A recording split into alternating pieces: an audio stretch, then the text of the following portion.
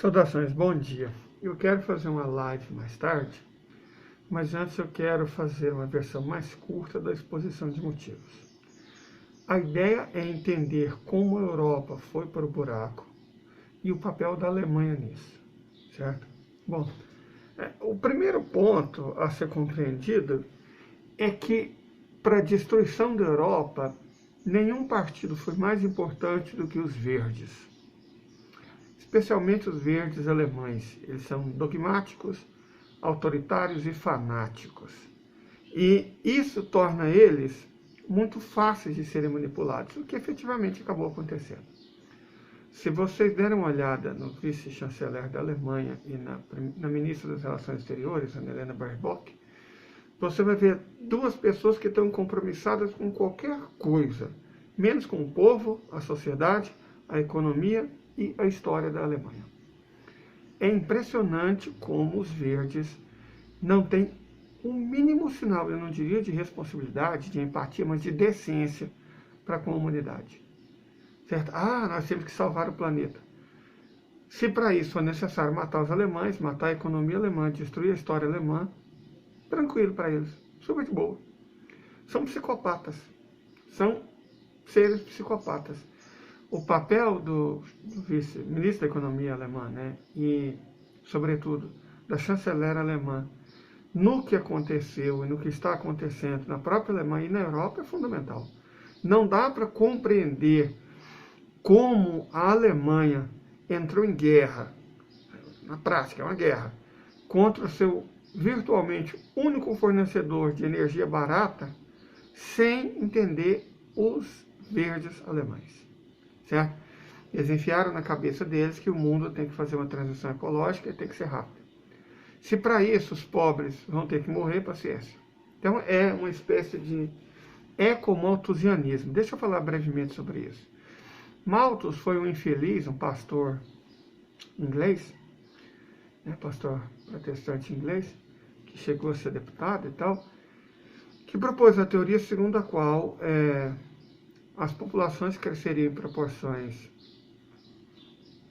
geométricas, né? 1, 2, 4, 8, 16, 32, enquanto os recursos cresceriam em proporção aritmética, 1, 2, 3, 4, 5. Então, isso faria com que as populações tendessem a crescer numa velocidade muito maior do que os recursos disponíveis, o que levaria a um desequilíbrio. O pastor Malthus, como era de se esperar dos pastores, né, já naquela época, ele usou essa teoria para dizer que a Inglaterra não deveria ajudar os mais pobres. Não deveria haver lei nenhuma que ajudasse os mais pobres a sobreviver. Certo? Esse foi um raciocínio muito cristão do nosso irmão evangélico de 200 anos atrás. Perfeito? Então, essa teoria dele, evidentemente, ela pegou muito forte entre os liberais. Até hoje, a quantidade de gente que acredita que a culpa dos pobres serem pobres é dos pobres que se reproduzem muito é enorme, é enorme. Quantas dondocas eu já não vi falando coisa semelhante? O próprio Bolsonaro é fã dessa ideia. E estamos falando de um infeliz que teve 5 filhos com 3 mulheres diferentes. Certo? Mas o problema nunca são os filhos dele, os bandidinhos. O problema são os filhos dos outros, especialmente dos pobres. Essa gente é assim. Certo? Mas vamos continuar. Essa teoria se mostrou furada. Por quê? Porque Karl Marx demonstrou de maneira...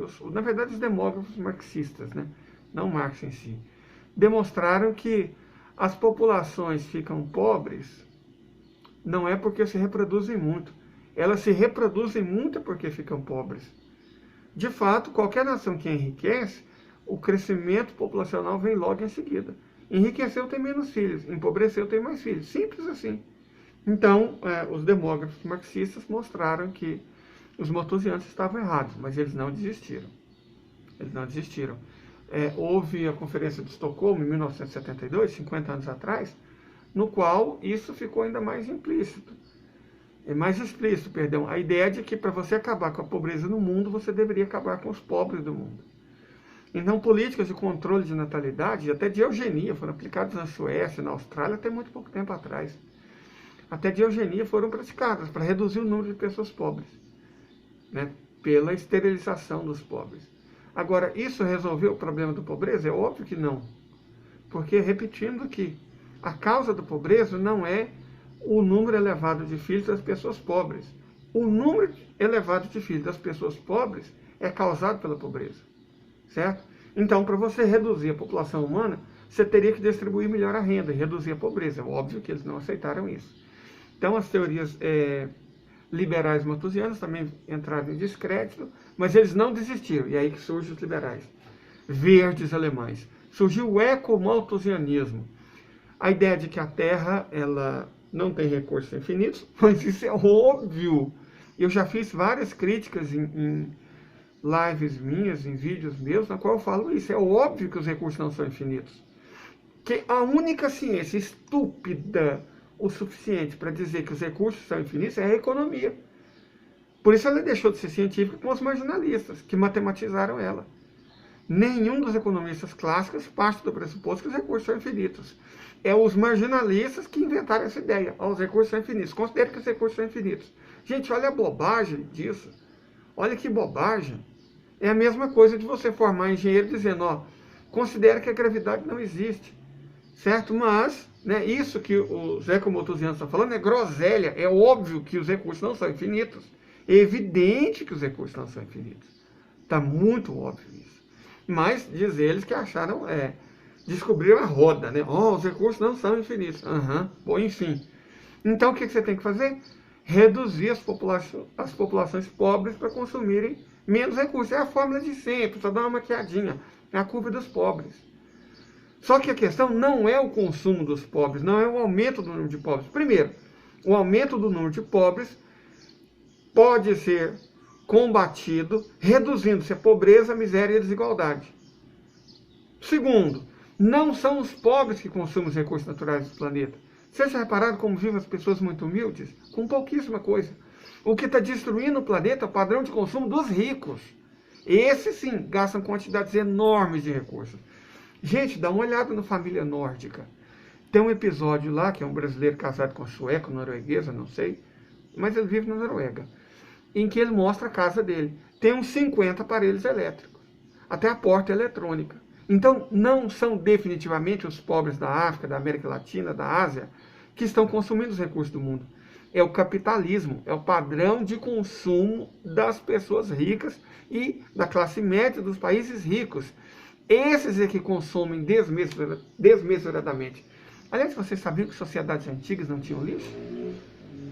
Não havia lixo em Roma. A única coisa próxima de lixo que eles tinham eram cacos de odres.